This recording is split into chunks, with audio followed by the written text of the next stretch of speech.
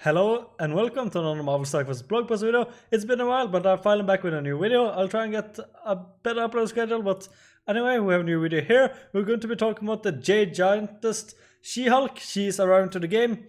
I know, just looking at her kit initially, I'm not still too sure about her. She looks decent, but have to actually see her in action before I can make any judgments. And something I think is maybe a little bit bad, we don't know for sure, but you know, she won't have any synergy with Hulk, but I don't know, they might change that, might change Hulk, give him a little update, but I do doubt it. But yeah, there's no synergy between She-Hulk and regular Hulk, so I don't know, it's a little bit of a shame, because I could definitely have seen, you know, She-Hulk getting synergy with Hulk, you know, and being the 5th on Wave 1 Avengers, so you don't have to take Thor from the Guardians or Iron Man from the Power Armor team. But still, you know, Power Armor team, you could take Iron Man out now, because there's a team that many use with Power Armor. You take out Iron Man, slot in Ultron, and then you can take on much higher of the Marauder Emma team. So I don't know, you know, but I still think it would be fun to see her, She-Hulk, arrive and be, you know, the 5th on that team. But unfortunately, it's not the way. She will, however, slot in for the Fantastic Four. They did tease it on Twitter a few days ago, so I know, you know, let's just get into it and not talk about it anymore. So Greatest Commander, keep our emotions in check with this week and leave the anger management to the hulking new member of Strike who's making her debut. We also have upcoming events that leave you green with envy you'll miss, including big city bonuses and scary good blitzes, but first they're dosing your roster with a blast of gamma radiation. So She-Hulk, smash the battlefield with the sensational She-Hulk. After being attacked by the mob, Jennifer Walters received a blood transfusion for her cousin Bruce Banner, the Incredible Hulk, to save her life. So you know, that's kind of what I wanted to have, a little bit of synergy, you know, because they are in family, they are cousins, so I don't know, I don't see how they shouldn't have synergy, especially since she becomes She-Hulk because of him, so it's kind of a missed opportunity in my opinion. But yeah, Banner's gamma-infused blood endowed Jennifer with many of the powers possessed by the Hulk, including superhuman strength and reflexes, a healing factor as well as resistance to most attacks. So, arriving after upcoming 4.4 update, She-Hulk is a protector who taunts, applies taunt to the most injured enemy, and hinders enemy attacks by reducing the speed bar and applying stun. So the protector who taunts, I'm not too sure about she having taunt yet, but we'll get to that in a minute. Just need to read into her abilities first. But yeah, by reducing the speed bar and applying stun. As a nod to her days filling in for the Thing, She-Hulk will unofficially slot in to the Fantastic Four and enjoys powerful synergy with Mr. Fantastic's family, similar to Thor. When an enemy attacks She-Hulk or Fantastic Four ally, She-Hulk gains charge and attacks all enemies when fully charged. So this is, you know, similar to how you already have it, Thor with the Guardians, Thor with Wave 1 Avengers, so she will have the same synergy. And you know, guess what, who she will replace? Of course, she will replace Namor. Namor doesn't have a team anymore. I've looked into it. I don't really see Namor having any other teams right now if he gets slotted out of Fantastic Four. But lucky for you, if you have a higher Red Star Namor, if you have a Gear 13, Gear 14 Namor, he isn't completely useless, because you aren't forced to use She-Hulk, because She-Hulk is having a different, you know, type of place on the battlefield. Because as we get into here, on Alliance War defense, She-Hulk increases Fantastic Four damage and her ultimate ability ignores taunt to attack the most injured enemy. So if you read the same as me, on Alliance War defense, so she is a defensive character, whereas Namor is an offensive character. So from what I've gathered here is, if you want to go defensive with Fantastic Four, you'll use She-Hulk. If you're going to go offense, you'll still use Namor, because it'll still be the better choice for offense, in my opinion. So it's kind of a little bit, you know, do you put Fantastic Four on offense, do you put them on defense? So, and I kind of like that a little bit, you know, that you can have a character that can change so much that, you know, it's either offensive, defensive. You kind of have that, you kind of need that with Wave 1 Avengers, in my opinion, because they have a lot of war synergy together, but they don't have any specific either on defense or offense. So getting, you know, some new characters that could, you know, either shift away to defense or offense, so you could change between them what you want, I think that could be a great idea for many teams, many characters. But anyway, let's just get into her kit. Take out your anger on your enemies with She-Hulk. She will have the traits of Hero, City, Bio, or Protector.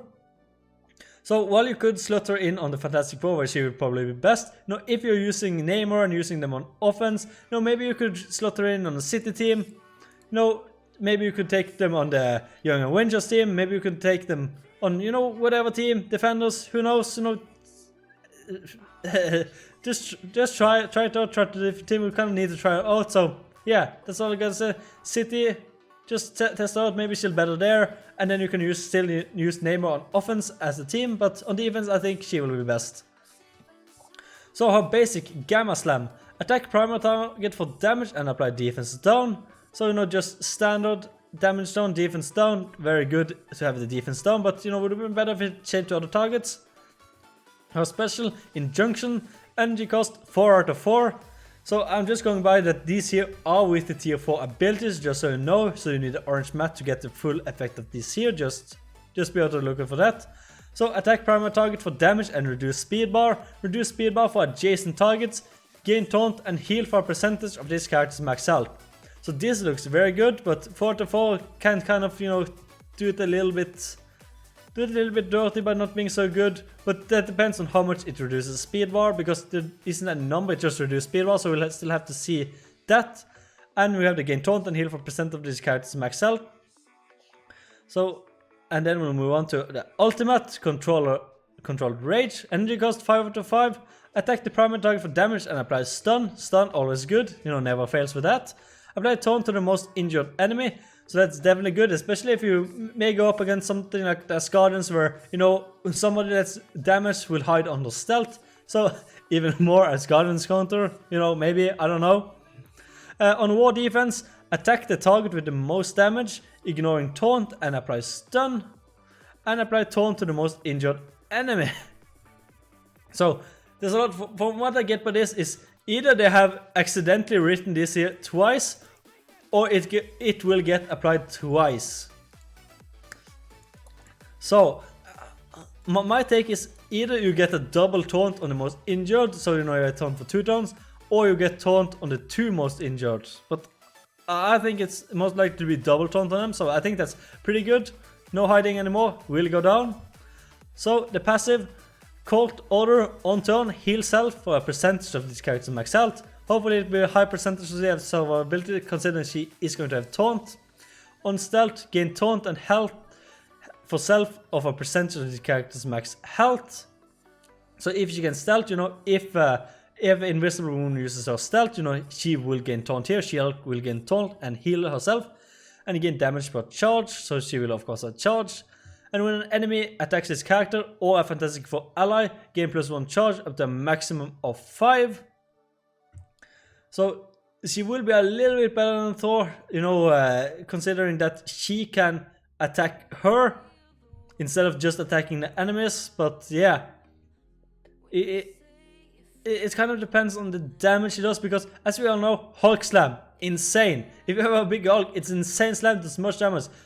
Does she-Hulk does this, sorry, can't speak, but yeah, does she-Hulk does this kind of amount of damage? You know, does she apply her primary, her basic with defense down on that attack? You know, that's all it has to say. Because it could be good, it could not be good. So on maximum charge, transfer all negative effects on self and each Fantastic Four ally to all the enemies with the most damage. Attack the enemy with the most damage and all adjacent targets for damage. And then remove all charged. So it's not quite the same as, of course, Thor's, but you know, it's a similar concept. Instead of attacking all enemies, you attack the enemies with the most damage. So I think it could be incredibly good, especially when you pair it together with all the negative effects that get transferred. And on war defense, gain damage for self and all Fantastic Four allies, so she will get some extra damage. But as I said, it kind of depends on how much damage she does. If she doesn't do too much damage, is it really worth to take a top offensive team of war and put it on defense instead, when you have all teams like Merc Villains, Asgardians, Red Skull, Marauders, I don't know, whatever else you could name, Black Order, you know, there's just so many good defense teams that, I don't know, I'm not still sure that this would be that great of a defense team, but we'll still have to see, still have to test it out. But yeah, that's it for She-Hulk. It doesn't say how she's arriving, how big of a shard unlock she's going to be, 45 unlock, 100 unlock, you know, milestone, blitz, but I would guess blitz unlock or campaign. That's at least my guess, but you know, she could be anything, so you know, be on the lookout for that, probably in another blog post. But anyway, we're done with her, so you know, let's move on to the other good stuff. We got some upcoming blitzes here. Take aim at blitz featuring blasters that will unlock that lock and load heavy fire into your roster. Elsa Bloodstone is first out into the chamber with the Monster Hunter Blitz, where you can mode on her character's shots. Charged up and ready to go next is Electro in the second running of the Bright Persona Blitz. Electro is currently running now in Blitz for 2 more days, I think it is. So you know, if you didn't quite get Electro unlocked now, you know, you get another chance on the second Blitz. And I think only the second Blitz will arrive shots on the milestone, not on the routes themselves. So you know, be prepared for that. And then be sure to zap your way to your shots and prepare your since 16 for the arrival of Dr. Octopus. He is set to arrive in 3 days, I think it is, from this video. And I'm pretty sure that each new legendary event runs for 7 days, if I'm not wrong. So don't quote me on that, but I think 7 days. So you have about 10 days to get all your X23, X23, X-Force, you know, whatever ready. X23, I think it's the most hard to get, because she's only 2 stuff for mine, but the rest are 5 stars, so she will kind of be in bottleneck. But I'll try and see what I can do. Do some refreshes in War Store, open some orbs, hopefully I can be lucky. But yeah, you have a few more days to prepare for Dr. Octopus if you want to get him.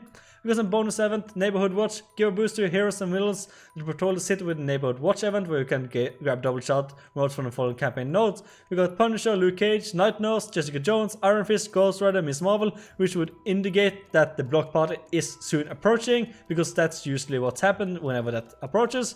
And then we got the Full Force dropping in for another tour of the dude. Is a Full Force event for limited time. Pick of double character shots for these X-Force characters. We got Cable on Mystic 1-9 and Negasonic Teenage Warhead on Doom 1-9. So I think Negasonic Teenage Warhead is definitely the big one to gain here, because many already have Cable at either high stars or maxed out. So definitely go for Negasonic if you can. Definitely good shots. Need them for Dr. Octopus. But as I said, X-23 can be a bottleneck. Then we got the Energy Overload. Part of your Sinister Assembly event for 24 hours, you'll receive 240 campaign energy instead of the normal 120 when refreshing campaign energy. So if you have a lot of characters to fight, a lot of nodes, you know, you need the new mini uniques from the new nodes on Doom War, you know, this is definitely the way to go. You know, do some refreshes, get 120 more energy for each refresh, definitely worth it. I'm going to do a couple of those myself, I think. So anyway, that's the whole shebang this week. Until next time, good luck, Commander.